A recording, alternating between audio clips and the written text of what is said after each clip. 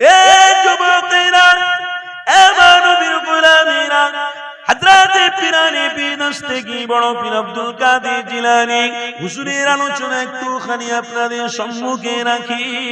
কেননা পীরানে পীর দস্তগীর হকের পথ অবলম্বন করার জন্য পীরানে পীর দস্তগীরকে আল্লাহ পাক সমস্ত পীরদের পীর আল্লাহ বানিয়ে দিয়েছে। এ যুবকেরা, তরুণীরা, আব্বারা, পীরানে পীর দস্তগীর বড় পীর আব্দুল কাদের জিলানী হক অনুসরণ করার জন্য বাতিল না ও পীরকে বুঝতে পেরেছিল। হযরতে পীরানে পীর দস্তগীর বড় পীর আব্দুল কাদের জিলানী হুজুরকে আমার আল্লাহ সোনার অক্ষর ইতিহাসের পাতায় এখনো লিপিবদ্ধ করে দিয়েছে। এ নবীর গোলামরা শুনে রেখে দিও, এই পীরানে পীর দস্তগীরকে আমি আল্লাহ কবুল করে নিয়েছি একটাই কারণে, কেননা আমার হাবিবের দিদার লাভ করার কারণে। এ দুনিয়ার মানুষেরা, আমার নবীর গোলামেরা, এই পীরানে পীর দস্তগীর বড় পীর আব্দুল কাদের জিলানী হুজুর আমার হকের কথা বলতে লেগেছে, বাতিলের বিরুদ্ধে কথা বলতে লেগেছে। এই পীরানে পীর দস্তগীর বড় পীর আব্দুল কাদের জিলানী হকের পথ চলতে চলতে চলতে হঠাৎ করে দিনে দাওয়াত দিতে দিতে একটা গায়ের মুসলমান ব্যক্তিও আমার পীরানে পীর দস্তগীর বড় পীর আব্দুল কাদের জিলানীর অনুসারী হয়ে গেছে। এ দুনিয়ার মানুষ রে, আমার নবী দিওয়ানারা রে, শুনে রেখে দিও, পীরানে পীর দস্তগীর হক পথকে অনুসরণ করে থাকার জন্য, আমার নবীকে সত্য বলে মেনে নেওয়ার জন্য পীরানে পীর দস্তগীরকে আল্লাহ মাকাম বানিয়েছে, সাহায্য করেছে, গায়েব থেকে আল্লাহ সাহায্য পাঠিয়েছে। এই পীরানে পীর দস্তগীরের অনুসারীদেরকে একটু শুনিয়ে দি, আরে কি পীর আল্লাহ তোমার আমার জন্য বানিয়েছিল। পীরের পীর জিলাকে বলা হয় গাউসুল আজম বড় পীর আব্দুল কাদের জিলানী হুজুর আমার এমন করে বাগদাদ শরীফের জমিনে হেঁটে হেঁটে বেড়াতে লাগে। তিনার আদর্শ, তিনার চলাফেরা, তিনার খাওয়া দাওয়া দেখে মানুষ উৎফুল্ল হতে লাগলো, আনন্দ পেতে লাগলো। এ দুনিয়ার মানুষের এক তারিখে পীরানে পীর দস্তগীর বড় পীর আব্দুল কাদের জিলানী হুজুরের অনুসারী রাস্তায় যেতে যেতে পীরের কথা বলতে বলতে যাচ্ছে। হঠাৎ করে একটা মানুষ দাঁড়িয়ে গিয়ে ওই পীরানে পীর দস্তগীর বড় পীর আব্দুল কাদের জিলানী অনুসারীদের কাছে অর্থ নিয়ে দান করতে লেগেছে। এ দুনিয়ার মানুষের ঠিক ওই সময়তে পীরানে পীর দস্তগীরের মুরিদটা জানাতে লাগলো, আপনাকে চিনি না জানি না, আমার পীরের নাম বলতে আপনি আপনার পকেট থেকে টাকা দিচ্ছেন, কি ব্যাপার, কিসের জন্য আপনি এটা দিতে লেগেছেন? ঠিক ওই সময়তে ওই মানুষটাও বলতে লেগেছে, এ বাবা তুমি যে পীরের নাম বললে ওই পীরও আমার পীর। আরো জোরে বলুন। এ দুনিয়ার মানুষের ওই সময়তে তিনি বলতে লেগেছে, আমার পীরকে আমি এতটা মহব্বত করি, আমার নিজের অর্থ তোমাকে দিতে লেগেছে, কেননা তুমি আমার পীরের নাম বলেছো, তুমি আমার পীরের নাম কি বলেছো, পীরের নামেতে আমি টাকা দিয়েছি। এ যুবকেরা, ওই পীরানে পীর দস্তগীর বড় পীর আব্দুল কাদের জিলানীর ভক্ত মুরিদটা বলতে লাগলো, শুনেছি আপনি নাকি গায়ের মুসলমান, আপনার অর্থ নেওয়া আমার জন্য যাবে না। ঠিক ওই সময়তে বলতে লেগেছে, এ বাবা তুমি যেমন পীরানে পীর দস্তগীর অনুসারী হয়ে গেছো, আমিও আমার পীরের অনুসারী হয়েছি, সাথে সাথে আল্লাহ তার রাসূলকে মুহাব্বত করে ঈমান এনে নিয়েছি। আরো জোরে বলুন। গায়ের মুসলমান ব্যক্তিটা বলছে, তুমি তোমার পীরকে যেমন ভালোবেসেছো, আমিও বড় পীর আব্দুল কাদের জিলানীর সাথে সম্পর্ক করে আমিও চুপি চুপি তেনার ভক্তের হাত দিয়ে, তেনার মুরিদের হাত দিয়ে আমিও ইসলামের ঈমানের কলেমা পড়ে ফেলেছি। দেখেছেন, হককে মানুষ হক বলেই মানবে, অত সহজ নয়। গায়ের মুসলমান ব্যক্তি তিনি আমার বড় পীর সাহেবের হাতে হাত দিয়ে ঈমান এনে নিয়েছে। এ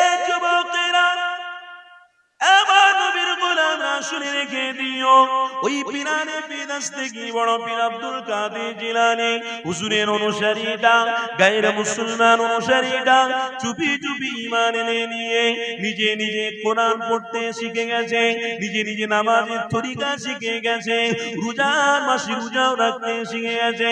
এই যুবকেরা তরুণীরা আব্বারা তিনি অল্পে অল্পে কোরআন নামাজ রোজা সবকিছু পড়ছে, চুপি চুপি কেউ জানে না। গ্রামের লোক যদি জানে তাহলে বিরোধী বেড়ে যাবে। তেনার অনেক ধন সম্পত্তি রয়েছে, সব সম্পত্তি গুলো মানুষ নিয়ে আত্মসাৎ করে ফেলবে। তাই নিজেকে গোপন রেখে দিয়ে আব্দুল কাদের জিলানী অনুসারী হয়ে গিয়ে চুপি চুপি নামাজ রোজা হজ যাকাত দান খয়রাত করতে লেগেছে। এই যুবকেরা এক তারিখে দেখতে পাওয়া যায় ওই পিরানের পীর দস্তগীর বড় পীর আব্দুল কাদের জিলানী ভক্ত মুরিদরা দুনিয়ার জমি ছেড়ে বিদায় নিলেন। ইন্না লিল্লাহি ওয়া ইন্না ইলাইহি রাজিউন। ওই দুনিয়া ছাড়ার কথাটা চারিদিকে খবর হয়ে গেল। এমন সময় তিনার পাড়া প্রতিবেশী সবাই মিলে ওই মানুষটাকে নিয়ে তেনাদের নীতি রীতি অনুযায়ী পরিণতি চালাতে লাগলো। কাঠের ব্যবস্থা করে নিয়ে ওই কাঠের উপরে রেখে তিনাকে আগুনে পোড়াতে লেগেছে। এর বিরুদ্ধে আমরা শুনে রেখে দিও যাদের অন্তরে নামাজ রোজা হজ যাকাত এক কথায় মুহাম্মদ রাসূলুল্লাহ রয়েছে, কাঠের আগুনের কোনো শক্তি নেই, তার একটাও পশম পুড়িয়ে দেখাবে। এ যুবকেরা আমার নবীর গোলামরা, কি নবীর গোলাম দেখো দেখো কি নিজের দিলকে অন্তরকে পরিষ্কার করেছিল। দেখো পীরের সোহবতে থেকে থেকে হকের পথকে অবলম্বন করে ফেলেছে, পীরের সোহবতে থেকে থেকে হককে অনুসরণ করে এগিয়ে চলে গেছে। এই নবীর গোলামেরা ওই পিরানি বিদস্তেগীর ভক্ত মুরিদটাকে নিয়ে গ্রামের মানুষরা আবার আরেকটা জায়গায় কাঠের আগুনের ব্যবস্থা করলো, সেখানে তাকে পুরানোর ব্যবস্থা করা হলো। তেনার দেহ সেখানেও পুড়ছে না। আবার আরেকটা জায়গাতে কাঠের আগুনের ব্যবস্থা হলো, সেখানে তেনাকে পুরানোর ব্যবস্থা হলো, সেখানেও তেনা দেহটা পুরানো যাচ্ছে না। সবাই মিলে আশ্চর্য হয়ে গেছে, কাঠ পুড়ে ছাই হচ্ছে, মানুষ পুড়তে যাচ্ছে না, কি ব্যাপার? সবাই আলোচনা করে নিয়ে ওই মানুষটাকে সমুদ্রের মধ্যে ভাসিয়ে দেওয়া হলো। হঠাৎ করে আল্লাহর ওলি পিরানি বিদস্তেগীর বড় পীর আব্দুল কাদের জিলানী তিনি তেনার ভক্ত মুরিদদেরকে জানাতে লাগলেন, এ আমার ভক্ত মুরিদেরা, আমার একজন মুরিদ নদীতে ভাসছে, তাকে ভাসিয়ে দেওয়া হয়েছে, যাও তেনাকে তুলে নিয়ে এসে সুন্দর করে গোসল দিয়ে সুন্দর কাপড়টা পরিয়ে দিয়ে জানাজার নামাজটা পড়িয়ে দিয়ে কবরস্থ করে দাও। পীরের কথা মতো ভক্তরা গিয়ে ওই মানুষটার লাশটাকে তুলে নিয়ে এসে সুন্দর করে কাপড় দাফনের ব্যবস্থা করে দিয়ে সবাই যে যার বাড়ি ফিরতে লেগেছে। এই যুবকেরা তরুণীরা আব্বারা কিছুদিন যাওয়ার পরে পিরানি বিদস্তেগীর বড় পীর আব্দুল কাদের জিলানী তিনার ভক্ত মুরিদদের নিয়ে ওই রাস্তা দিয়ে হেঁটে হেঁটে যাচ্ছিলেন। হঠাৎ করে বলতে লেগেছে, এ বাবারা বাবারা দেখো ওই যে কবরটা দেখা যাচ্ছে, ওই কবরটা ভেঙে গেছে, ওই কবরটাকে একটু ঠিক করে দাও। সবাই মিলে কবরটা ঠিক করতে গিয়েছে। ওই কবর ঠিক করতে গিয়ে কেমন কারলাত তেমনি দেখেছে সুন্দর অবস্থায় এবং কবর থেকে খুশবু বেরোতে লেগেছে।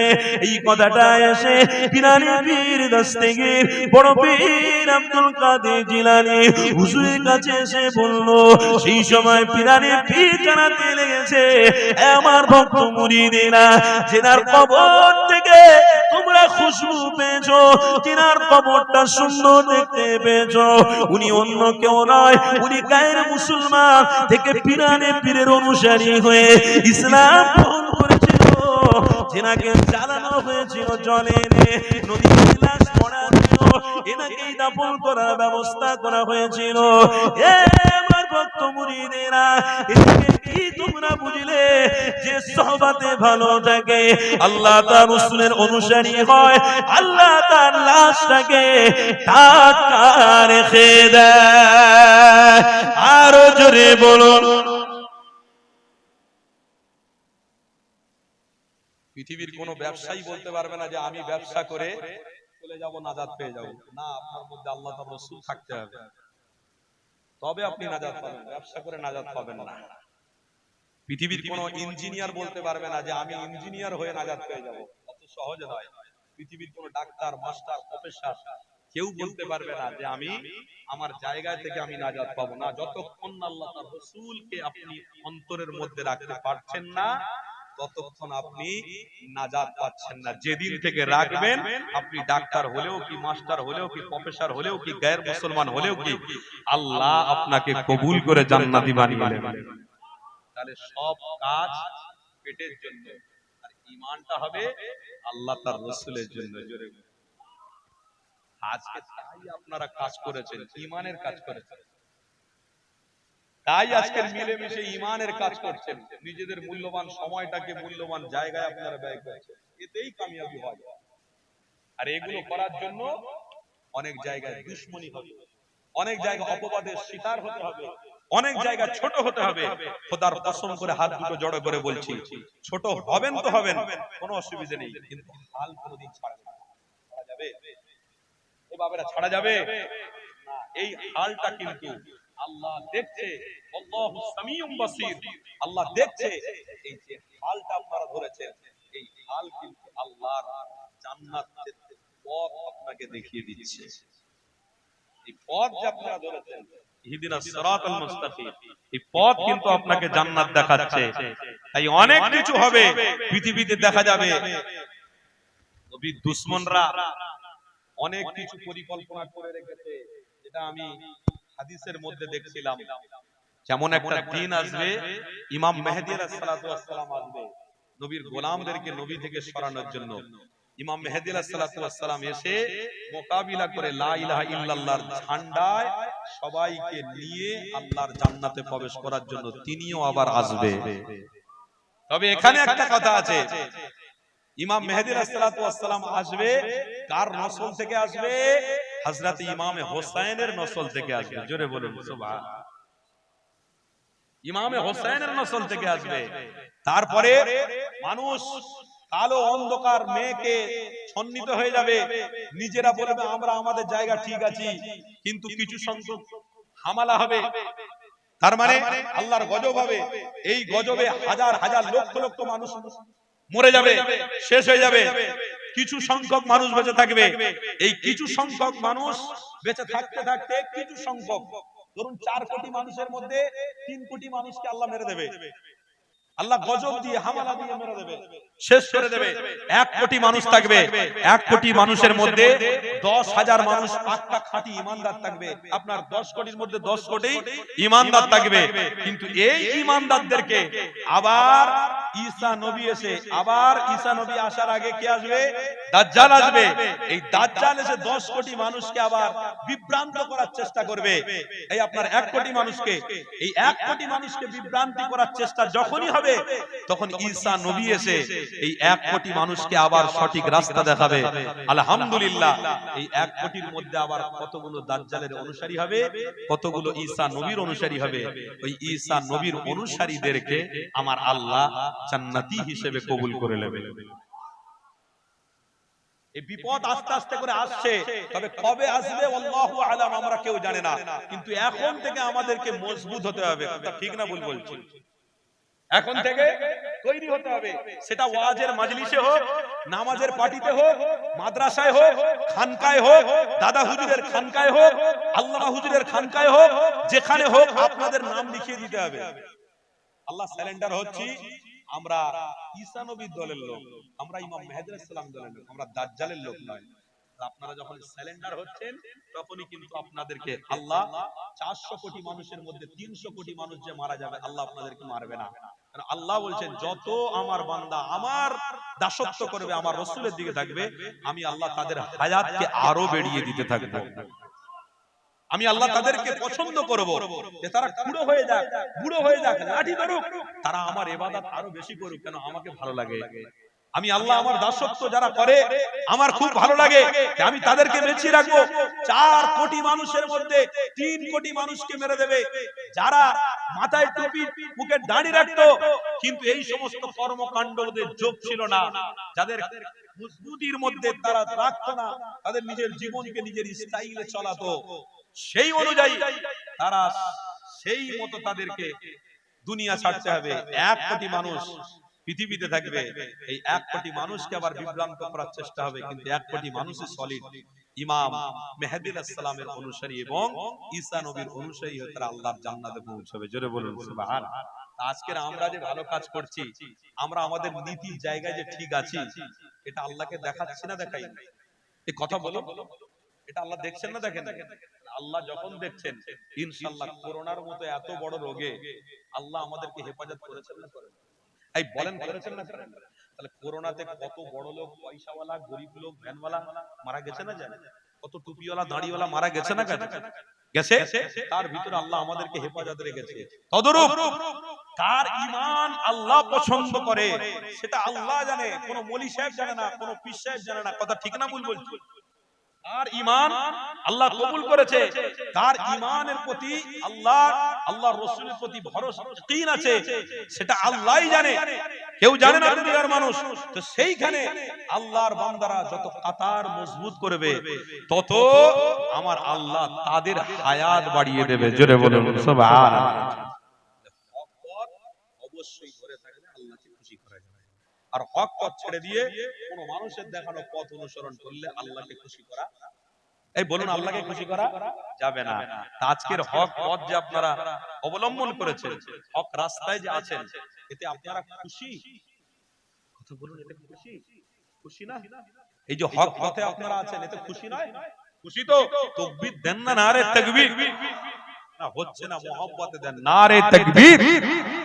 মুজাদ্দিদ জামানের হক সিলসিলা, হেজবুল্লাহ দাদা পীরের হক সিলসিলা, মাসলাকে মুজাদ্দিদ জামান, মাসলাকে মুজাদ্দিদ জামান, আহলে সুন্নাত ওয়াল জামাআতের অনুসারীগণ, আহলে সুন্নাত ওয়াল জামাআতের অনুসারীগণ নারে তাকবীর।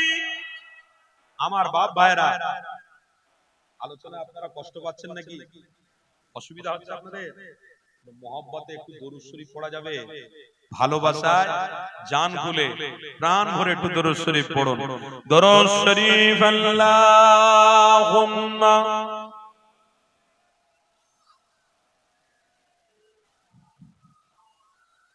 মাওলানা মুহাম্মদ ওয়া আলা আলিহি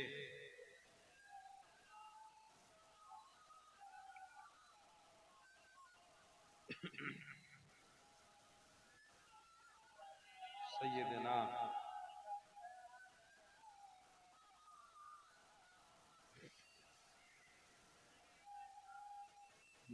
سيدنا مولانا বলুন না সকলে সাল্লাল্লাহু তাআলা আলাইহি ওয়াসাল্লাম। রাসূলের দিওয়ানারা একটু শোনো মনোযোগ দিয়ে, কবি কি বলছে। कभी भी हमसे हिजरत का सफर भूला न जाएगा, कभी भी हमसे हिजरत का सफर भूला न जाएगा, कभी भी हमसे हिजरत का, कभी भी हमसे हिजरत का सफर भूला न जाएगा, अबू अय्यूब अंसारी का घर कभी भूला न जाएगा। আমি নিজের চোখে দেখেছি, বিশ্বাস করুন। ওষুধের দোকানে মানুষরা দাঁড়িয়ে আছে, ওষুধ দেবে, তাদের কাছ থেকে 5টা মিনিট সময় চেয়ে নিচ্ছে। 5টা মিনিট অপেক্ষা করুন, আমি শুধু আল্লাহকে সিজদা দিয়ে আপনার কাছে ফিরে আসবো। আপনাদের সব কাজকে আমি সারা দিন মেটাতে পারি, কিন্তু এক ওয়াক্ত নামাজ যদি আমার কাজা হয়ে যায় আমি এটা নাও পেতে পারি, জীবনে আমি পাবো না, হয়তো কাজাও পড়ার সুযোগ আল্লাহ নাও দিতে পারে। তাই এমনও আমি ডাক্তারকে দেখেছি, কেন তারা এটা করছে, কেন কারণ তারা জানে এই দুনিয়ার সমস্ত জিনিস আমাকে নাজাত দেবে না, আমাকে যদি নাজাত দেয় আমার এই ওরা ঈমানটা আমাকে নাজাত দিয়ে দেবে, আমার হক পথটাকে আমাকে নাজাত দিয়ে দেবে, বারহাক আমার ত্যাগটাকে নাজাত দেবে। আল্লাহ 24টা ঘন্টার মধ্যে 8 ঘন্টা ঘুমিয়েছি, আল্লাহ 8 ঘন্টা আপনার ত্যাগের জন্য, ঈমানকে মজবুত করার জন্য নামাজ, রোজা, তাসবিহ, তাহলিল করেছি। আল্লাহ দেখছে না দেখেন, দেখছে না দেখেন। তাহলে এখন থেকে আপনাদেরকে অবশ্যই মজবুত হতে হবে, আপনার স্ত্রীদেরকে মজবুত করাতে হবে। আপনি যদি নামাজি হন, নামাজ পড়ে এসে আপনি যদি বাড়িতে ঢোকেন, ঢুকে আপনার স্ত্রীকে যদি বলেন কই গো খাবার দাও, আর আপনার স্ত্রী কোথায় ছিল, রান্না করছিল, নাপাক অবস্থাতে খাবার দেবে, আপনি খাচ্ছেন নাপাক অবস্থাতে, আপনার ছেলে খাচ্ছে নাপাক অবস্থাতে, কোথায় কি অবস্থায় মোবাইল ঘেটেছে, আপনি জানেন নামাজ পড়তে গেছে, সেই তালে হয়তো অন্যজনের সঙ্গে কথা বলেছে, সেই তালে হয়তো অন্যজনের সঙ্গে সম্পর্ক করেছে, আর আপনি এসে ধড়পড় করে মোবাইলটা রেখে দিয়ে বাড়িতে এসে ভাত তুলে আপনাকে দিচ্ছে, আপনি ওই স্ত্রীর ভাতকে কোনোদিন আশা করতে পারবেন না যে আপনার রক্তটা ঠিক আছে, না আপনি ঠিক আছেন, কিন্তু আপনার স্ত্রীকে ঠিক রাখার জন্য আপনি চেষ্টাও করেননি। আল্লাহর ওয়াস্তে দুটো হাত জড়ো করে বলে যাচ্ছি, দুটো হাত জড়ো করে বলে যাচ্ছি, আপনি যখন নামাজের মুক্তি হয়েছেন, নামাজের মধ্যে আপনি মুগ্ধ হয়েছেন, সময় ত্যাগ করছেন, তখন আপনার স্ত্রীকেও নামাজের মধ্যে সময়টাকে ত্যাগ করানোর জন্য চেষ্টা করছেন। কেন? আপনি নামাজি হলে, আপনার স্ত্রী নামাজি হলে, আপনি নামাজ পড়ে আসবেন, আপনার স্ত্রী ওযু অবস্থাতে আপনাকে ভাত দেবে, খোদার কসম ওই ওযু অবস্থাতে ভাত দিলে ইনশাআল্লাহ আপনার রক্ত বারক্ত, আপনার সন্তানদের আখলাক চরিত্র সবকিছু ঠিক থাকবে। কেন? ওযুর বরকতে থাকবে। জোরে বলুন সুবহানাল্লাহ। আমাদের বাড়ির সিস্টেমকে পরিবর্তন করতে হবে না। আজ শুধু আমরা নবীকে ভালোবাসি, নবীকে ভালোবাসি বলে বলে বেড়ালে হবে না বাপ, আমাদের জীবনকে উৎসর্গ করতে হবে। প্রথম টার্গেট আর জাহান্নামের আগুন থেকে প্রত্যেককে বাঁচাতে হবে, এটা একটা টার্গেট থাকবে, তাই তো নাকি? জাহান্নামের আগুন থেকে বাঁচাতে গেলে হক পথ ধরতে হবে, আর হক পথ ধরতে গেলে, বুজুর্গ হতে গেলে আল্লাহর ওলির সোহবতে থেকে নামাজ পড়তে হবে। 5 ওয়াক্ত নামাজ আমাদের দ্বারা হচ্ছে তো ইনশাআল্লাহ? কি গো বাপ ভাইরা একটু বলুন না, হচ্ছে তো নাকি? 5 ওয়াক্ত নামাজ সব পড়া হচ্ছে তো? আল্লাহ কবুল করেন, বলুন না আল্লাহ। তাকবীর দেন না, নারে তাকবীর, আরো জোরে বলুন না, নারে তাকবীর। সিলসিলায়ে হক মুজাদ্দিদে জামান, মাসলাকে মুজাদ্দিদে জামান। তাহলে শুধু একা হক পথে থাকবেন না, আপনার স্ত্রী আপনার পরিবারকে হক পথে রাখবেন। কি গো একা থাকবেন না, পরিবারকে রাখবেন? তাহলে পরিবারকে যদি রাখেন, তাহলে আজ থেকে আপনাকে মজবুত হতে হবে, আপনার স্ত্রী আপনার কথা শুনবে, কথা তাই তো নাকি?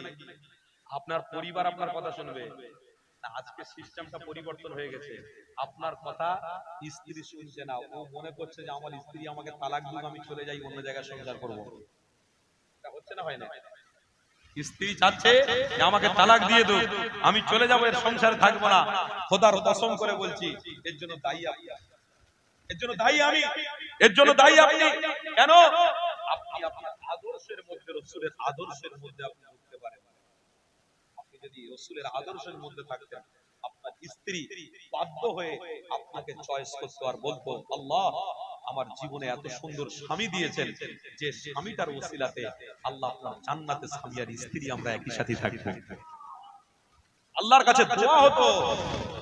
আজ দোয়া তো আপনি করছেন আপনার স্ত্রীর জন্য, আপনার স্ত্রী দোয়া করছে, আপনার সন্তান দোয়া করছে।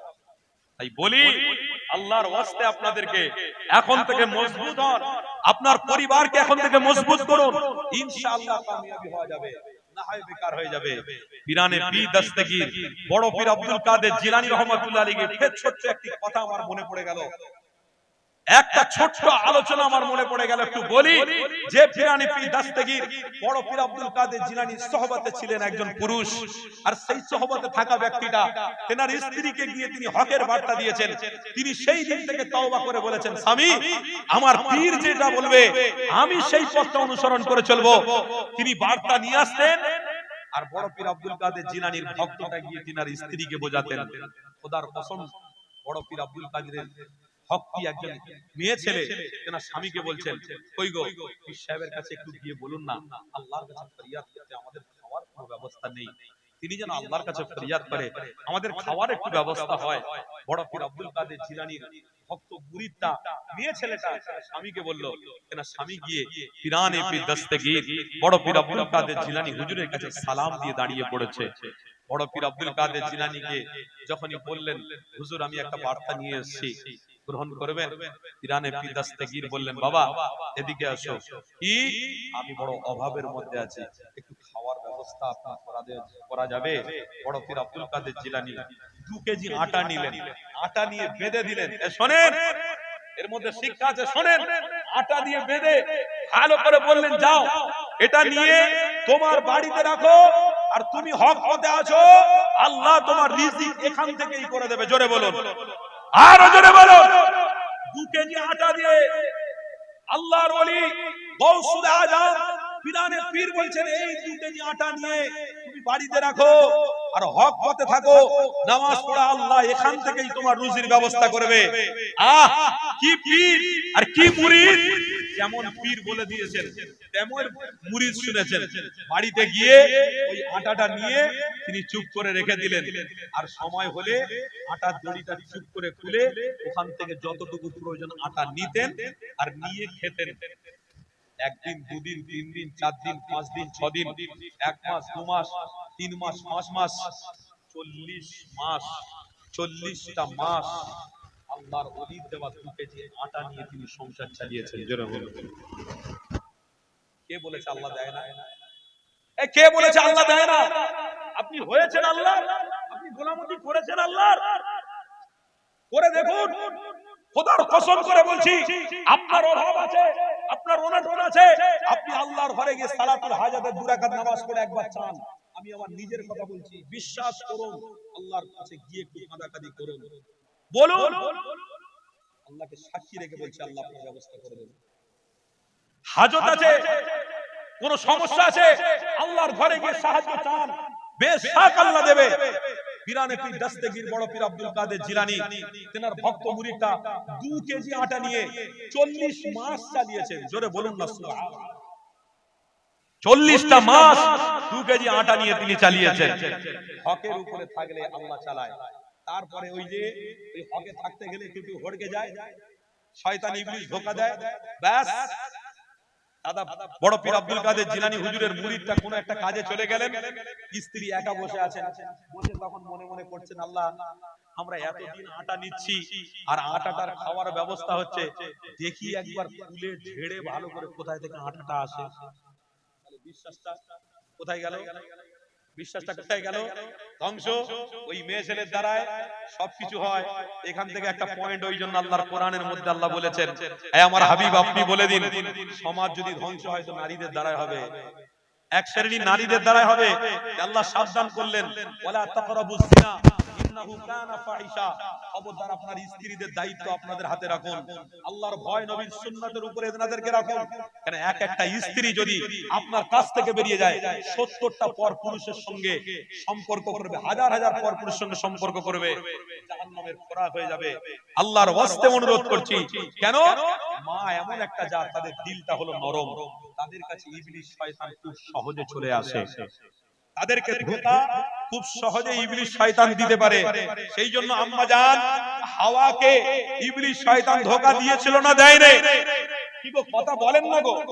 আম্মা জান হাওয়াকে ইবলিস শয়তান ধোঁকা দিয়েছিল না, দেয় নাই? দিয়েছিল। আম্মা জান হাওয়াকে ইবলিস শয়তান ধোঁকা দিয়েছিল, দমদম ফল খেয়ে নিয়েছিলেন আর স্বামীকে বলেছিলেন এটা খুব মহব্বতের জিনিস, একটু আদর করে খেয়ে নেন। ওনাকে খাইয়েছিলেন, দুজন মিলেই জান্নাত থেকে দুনিয়ায় বিতাড়িত করা হয়েছিল। তাই মা বোনদের উদ্দেশ্য বলছি, আপনাদের দিল নরম, আপনাদেরকে অনেক ইবলিস শয়তান অনেক চক্রান্ত দেখাবে, অনেক পথ দেখাবে, স্বামীর ঘর ছেড়ে আপনারা কোনো জায়গায় যাবেন না। একটা পরিকল্পনা চলছে নারীদেরকে ধ্বংস করে দেওয়ার জন্য। আল্লাহর ওয়াস্তে দুটো হাত জোড়ে করে বলছি, খবরদার, আর নয়। আলহামদুলিল্লাহ, যে পথ অনুসরণ করে আছি ওই পথ অনুসরণ করে থাকবো। বলুন সকলে ইনশাআল্লাহ। আরো জোরে বলুন না ইনশাআল্লাহ। যাক আলহামদুলিল্লাহ। ওলামা হাজরাত এসেছেন, আলোচনা করবেন। সুনামধন্য আলেমে দ্বীন, আহলে সুন্নাত ওয়াল জামাআতের হক আলেম অনুসারী দাদা হুজুর পীর কেবলার একনিষ্ঠ খাদেম আপনাদের কাছে এসেছেন, আপনাদের সাথে আলোচনা করবেন, সামনে আলোচনা করবেন। খুব ভালো ভালো কথা, কোরআন হাদিসের কথা। আমি বলে গেলাম কি তিনটে কথা, এই তিনটে কথার উপর আমল করবেন। ইসলামের অনুসারীরা প্রথম ত্যাগ, তাই তো নাকি? দ্বিতীয় আদর্শ, কার আদর্শ? নবীর আদর্শ। আর তৃতীয় কথা বলছেন না, মুখস্থ হয়নি। তৃতীয় হলো নীতি। নীতিতে ঠিক থাকবেন তো নাকি? আপনার ঘরে স্ত্রীদেরকে ঠিক রাখবেন তো? আপনার ঘরে বাচ্চাদেরকে ঠিক রাখবেন তো? বলুন না ইনশাআল্লাহ, জোরে বলুন না ইনশাআল্লাহ। তাকবীর দেন না, নারে তাকবীর। আসসালামু আলাইকুম। আপনারা সবাই একটু সালাম দেন। আপনারা কেউ আল্লাহর ওয়াস্তে ওয়ালাইকুম সালাম, কেউ ওঠাউঠি করবেন না। ধীর স্থির ভাবে সকলে বসুন। ওলামায়ে দ্বীন এসেছেন, আলোচনা করবেন।